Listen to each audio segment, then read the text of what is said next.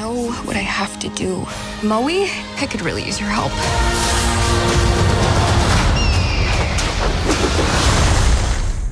Can I get a chee-hoo? Congratulations, Dwayne. I want to talk about, can I get a chee-hoo? Let's talk about your look. What a Thank really you, darling. cool look. That is very Hawaii. nice I of love you. it. Likewise. Thank you. Want to talk about chee-hoo.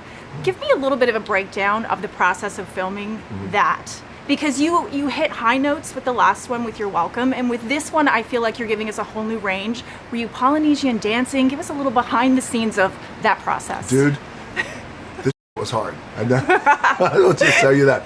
This song, Barlow and Bear, Abigail Barlow, Emily Bear, these women came in and they wrote this anthem, but they also wrote it in mind like, okay, well, maybe You're Welcome, the song that I sang in the first Moana, hard to top.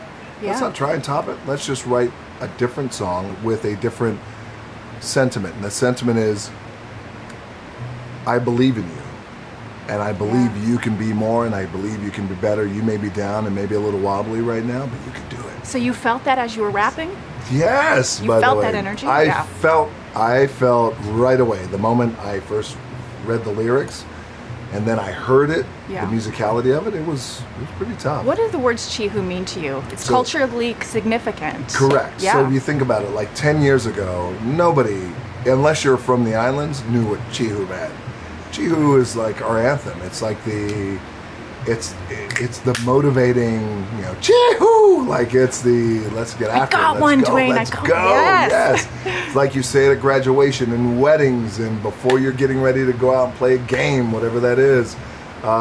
So it's a big phrase to say. Yeah. And what's cool about chee-hoo is you don't say it like, hey, chee-hoo. It's not like you're getting intimate with your with whoever you're getting intimate with and be like, hey, you want to get a little chee-hoo? It's not. Or you could do it that way and do it that way. You know what I'm saying? I do know what you're saying. But it has to come from within. Like it really has to be guttural. It's like guttural, and it comes from your gut, and it's like chee-hoo, like it's a big, strong thing. So I do love, when you wrote the song. I loved it. It's like, can I get a chee-hoo? And it just, it builds. I love the way it builds. It's that one spot in the song. Yes. 8 years later, you're voicing Maui again. When you step back in that booth and you step into Maui, what does it unlock in you? Oh, that's good. So what I access is culture, ancestors, my grandfather. So the character of Maui, largely inspired by my grandfather, Peter Maivia, High Chief Peter Maivia. So it's wearing his skin, it's embodying him, and so that's why it's always deeply, it's a deep connection for me, and at times it gets like emotional. And we feel it, and that's why we love Maui. Before Maui stole Te Fiti's heart, our ancestors wanted to connect our island to all the people of the entire ocean. I first wanted to ask you, this film really, I feel like, expands on Polynesian culture. And so was there an element that you sort of got to bring in from Polynesian culture into the film, or something they suggested that you particularly loved? I love that Moana is able to grow in this film, and I felt like I was really pushing for that first and foremost. I myself have certainly grown up. I was cast when I was 14. I turned 24 tomorrow. So to have a decade. I would sing happy birthday to you, but you would hate it. But to have Moana in my bones for a decade feels like coming home and feels like a celebration. And to have that portrayed on screen along with wayfinding and having her become a master navigator, it's more than I ever could imagine. And the song Beyond, the first time you heard it, what was your impression? And it feels like you got to put all of your emotional layers into that song. I asked for a challenge from Barlow and Bear, and they delivered. They delivered. I love it. I, again, wanted to show that growth, and part of growing is recognizing that leaving home is a really hard decision, especially when Moana has now a little sister, Simea, who she loves and adores, and is growing up, Simea is, in a time where navigation is part of everyday life, so different from how Moana grew up. I love their relationship. I love the other relationships in the film. I like that she has a new crew. It's just such a great ride. She has a crew. I know. I love that she has a crew, and they're a great crew. I feel like your life is echoing Moana's in a way, because you are growing and expanding and going beyond, and you're an EP on the live action Moana. So I am wondering for you, what can you tell me about the live action? What does Dwayne look like as a live action demigod? And like, what does he look like with hair? Was he whipping it around? I am happy to spill the tea. Okay. He's rocking those locks, I have to say. They're bouncy, they're juicy. He is lovely and tanned after filming here in Hawaii. I visited them on set not too long ago. Catherine looks fantastic as Moana as well. This is such a fantastical film in an animated form and in live action, with a mix of both practical effects and VFX that'll be done in post.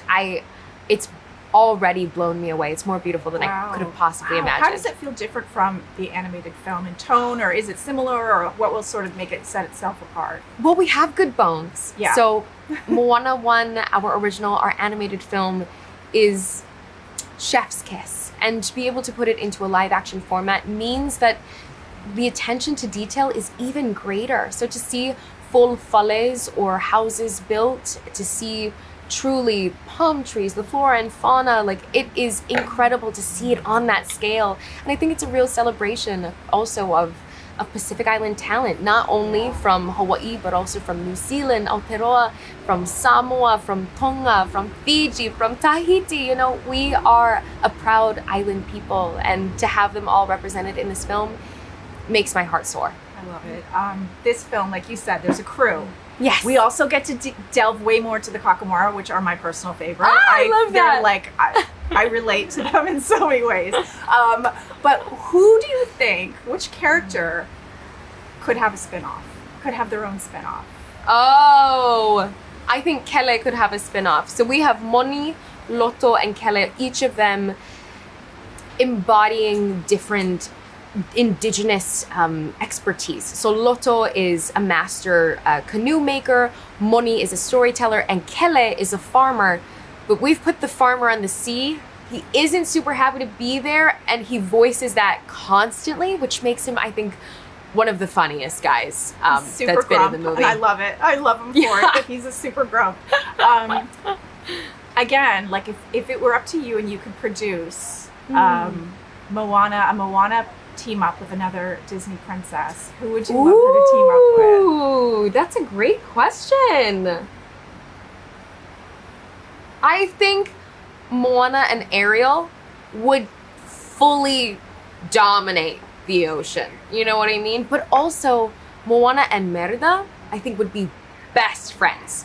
They would venture so far across the globe. They're unspeakable adventures with those two.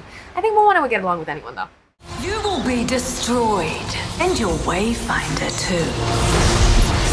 Now I kind of miss the lava monster. Ow! Ow! This film, I really felt like set up Polynesian culture and dove further, pun intended, dove further into Polynesian culture than the first one. So I want from each of you something specific from the film that people can look for that was your little touch. The first film's incredible, and we wanted to build off of that. Yeah. And I love how we had more time to be with Moana and her community. And there's a ceremony where Moana is going to receive a title that kind of starts the whole story. And that is specifically a Saufa'i ceremony. And we took so much time and effort and care to make sure we got it right. And I'm very proud of that one. I would say there is a canoe launching ceremony also. You know, the whole community, the whole island comes together to send Moana off on her new adventure. And that was something that really came from our friends at the Polynesian Voyaging Society. We actually, in our studio, they came in and we did some chanting that had a lot to do with how you would launch a canoe, and it was really inspiring to see and feel what that felt like to come together as a studio and as a community, and we really wanted to put that into the movie, and it's become one of the most emotional moments, I would say, in the film. Yeah, it is, for sure. We do tons of research on every aspect of this, and even down to like what Moana's wearing. She has this incredible, at the top of her top right here, it's all these tiny little red feathers. And that's a very specific thing. It was really highly valued at the time and is still now because it's so beautiful. And so that kind of detail on her dress, if you look at all of her dress, everything is actually stitched in the way that it would have been. And then just to add one more thing onto the canoe that was designed by our production is all lashed together. There's no nails. It all is completely made and lashed together. And when we had a chance to go on the Hokulea ourselves, they showed us the same exact way. The construction of those canoes, all the way down to every detail on Moana's dress, is all done from research, from talking to our incredible consultants. And I think that all adds up as you see the film. Did you feel like a Voyager? Yeah, I did, except for if I were to be... yeah, we would be lost, though, honestly. Okay, so Nalo. Is it Nalo? Nalo. Nalo. Why was he... I feel like we're introducing like the pantheon of the gods in this one. Why was Nalo the choice? I mean, I know that if there's bad weather in Hawaii, I blame my whole world like he's an evil god that's raining down on us, right? Yeah. So how did it come about that this would be the big bad in the movie? Well, we really wanted to make a story about connection. What it means to be connected to something bigger than yourself. And in the Pacific, the ocean, we talk about it connecting us, not dividing us. And so for Moana to go on this new journey where she's seeking other people, seeking to connect her people to the whole ocean, we started thinking about what disconnection would feel like. And so the gods of the Pacific Island stories all are related to nature. And so we started thinking about a storm and how a storm might keep people apart. And so it really just all started to grow and spiral from there, and we really love Nalo. I think people are going to be... There's some surprises in there, yes, about Nalo that we're very excited about. What our artists were able to create, it went beyond even our imaginations. Disney animation, I don't know if we've ever made anything like that gargantuan and complex. Yeah. So proud of that work. Do you feel like we're setting up for like Moana 3, like the gods sort of to have their own universe? Like I'm thinking Marvel, like, you know what I mean? To have their own, like, okay, let's get like the team, because now you have a team fighting against, is this a potential? You know, I think right now we're all very excited to see Moana, for everyone to see Moana too. I mean, it really was such a labor of love that we spent a lot of time on in the last year or so, and so... I mean, all of those elements have always been part of Moana's world. Yes. We're just now showing them. So Yes. Obviously we're so happy about expanding the world. And I think, there could be more stories out there, but for right now, we just finished. But I trust me, I get that. Like, can I just have a rest, please? Can I get on a hammock, please, and have a rest? Okay, I'll move on. I'll move on from that one. My personal favorite characters that I relate to most are the Kakamora. Really? Oh yeah, I love hearing that. No, I'm a grouch, like deep down. You're giving us that vibe. So I'm wondering, is it possible, and look, I know nothing is set in stone, but is it possible that the Kakamora could have their own spin-off? I love how we expanded the Kakamora. Yes. We get to spend more time with them. We get to see other things on that barge of theirs. Yeah. And then we get to find out a deep emotional layer to them. Yeah. And Kotu's going to be along for the journey as well as an unintended crew member, but crucial. Yeah. Yes. I think it would be, I think they need their own universe. I'll say coconuts have layers. So many layers. I love the Kakamora so much. I was really wanting to put them into this film because I enjoyed them. But we also, like Dave was saying, we wanted to make sure that everything that we brought back from the first film we're going to show in a different light. So you're not going to get the same story over and over again. Yeah. We wanted to show there's more to them, and I think that really helped our story. Yeah, so this was originally a series that was changed into a film. I don't know if any of you were on board with the series. You were all on board with all of the us, series. yeah. Okay, so how much was shot, and like sort of how did you transition it into a film, and was there anything left out just because you had to turn it into a film that you want to maybe have in your pocket for the future? The same story of connection and personal evolution and growth was always the goal. And every time we would screen it amongst ourselves, amongst our peers on the screen, it just became clear to all of us that this needed to be on the biggest screen possible. And as you see, it needs it. And so we always like to say the story will tell us what it wants. and everyone, ultimately agreed. When we did pivot, there were things that we couldn't keep, but the thing that we loved is we added so many new characters. When we were a series, we got to know them very well. We got to figure out how Loto is the funniest, how Moni really works the best, and where to put Kele. And so as soon as we made that shift, everything went through the lens of Moana, and it really actually helped us in a surprising way. Wow. Because you got to flesh it all out like a series, but thank you for putting it on the big screen in a film, by the way. How do you give Dwayne Johnson notes? He's a great collaborator. Really. And he was a lot of fun in the booth. I think we asked a lot of him in this film, and he was totally game. I think one of the things I'm most proud of in this film is that we took the relationship, the friendship between Maui and Moana to new levels, like literally. And talking to him about that, and really talking about what it means to be this big, strong demigod who has never wanted to rely on anyone before, never wanted to be vulnerable before, but now is friends with a human who is so human. Yeah. And so he was so excited about that, and I think we really had a great time finding those new layers. And he loves Maui, so he's down for anything. He is Maui, I'm sorry, but he is Maui. I mean, there's no acting required. Okay, each one of you, if you could have Moana do a princess team up with another Disney princess, who would you choose? For me, I think she paired really well with Raya. I think the two of them are strong, they do things for a community, and they're fearless. Or you can choose another Disney character too. I'm opening it up. You know what? I'm gonna go with the Little Mermaid. I feel like Moana could really help her. She doesn't need anyone else to help her find her voice, but I think together they could take above the water, below the water, just really dominate the ocean and beyond. Yeah. This is such a tough. Why is this such a hard question? I don't know. You know what it is? He doesn't watch Disney movies. Yeah, I've seen a few. Are you like me? You're like the Kakamora. You're like. You know what it is? I have. Because our world is so specific, I actually, it's funny, it is a little hard to actually put another character. Tarzan. Okay. I don't know. Thank you. Who did you choose? Tarzan. Oh my god, I actually like that. Love interest from Moana. Moana's really growing up in the next one, right? Moana goes one step at a time.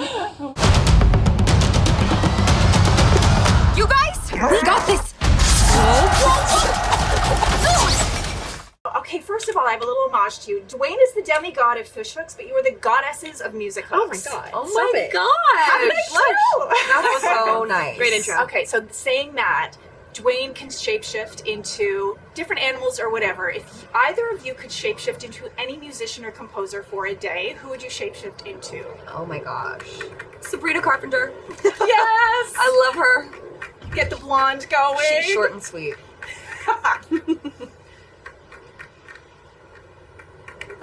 Emily's keeping us in Leonard suspense. Bernstein. I knew you were going to go that direction. I'm like, she's not picking a contemporary artist. She's going like full-on composer and that kind of thing. Oh my god, I love it. I just want to see what it's like up there, Yeah. I just want to see what that brain is like. It's probably very similar to yours. I have a feeling. Right? Yeah. Okay, so which character in this film is most like your own personality? I'm totally a Kakamora. Kochu, I'm dead. Hey. You're like, I would say Kele. Grumpy? A grouch? No. Good heart. No, okay, Pua. Okay. Oh, Yeah, Pua's he's the cute. cutest. Why Pua? I don't know. I think I resonate with dogs and he reminds me of a little doggy. He is a little dog in this movie. And he just wants to do good in the world. He does. I think I'm probably most like Moni. He's the storyteller. Yeah, I see it. Yeah. Yeah. Okay, maybe then I'm like Loto. Yeah. Always designing, aligning, combining ideas. Okay. Okay. There it is. So, obviously, we love Dwayne's new anthem. It's incredible. Really? Yes, absolutely love it. When, first of all, were you on set with him when he was singing? Oh yeah. How do you give, I'm going to use a pun, how do you give Dwayne Johnson notes on his performance? That's a great question because before we got in the studio, we're like, how are we going to do this? Dwayne Johnson notes? But he's so lovely. He is. Like, it doesn't feel imposing to kind of, and he takes notes really well. Yeah, nothing's personal. Like we just all want to get the best performance. He's a professional. Yeah. And he worked so hard on that song. Like, he came to the plate prepared. I think the thing that I just kept saying, because what I find works the best when you're in a studio with an actor is like finding that personal connection so you can tap into your own emotions so it feels really authentic. And his daughters were at the first session, and I feel like the Maui Moana relationship is very similar to like a father-daughter sort of thing, or a big brother. And I was just like, imagine if Moana was your daughter, and you saw her hurting like this. Like, how would you want to deliver the line? Like, how would you want to sing this? And I feel like that personal connection always ends up working. And then was he like, thank you, Emily? I mean, no, it's just like, let's do it. Let's do it. That's so cute. Yeah, no, he's a total love. You can't not love him. So I heard you say that you feel like music is everything in films. Like it. Well, really... I might be a little biased on that, but yes. But have you ever seen a movie without music? You know what's so funny is if you ever see, like, because I see early cuts of things sometimes when they don't have the music, and you're like, this movie's really flat, and then you see the music. It makes me never want to be an actor because I'm like, watching a movie without music is torture. So that said, I wanted to ask you: is there a film in history that you think the music really made the film, or is there a certain song that you loved? I mean, anything that John Williams has done. I feel like even when the score is not the best, it adds something, and without it, it would really suffer. Have you met him? John Williams? Yeah. When I was 6. Classic. No, it wasn't even like we're meeting. My piano teacher was the pianist at the Chicago Symphony Orchestra, which is his favorite orchestra, and so he comes and conducts there a lot. And she snuck me backstage.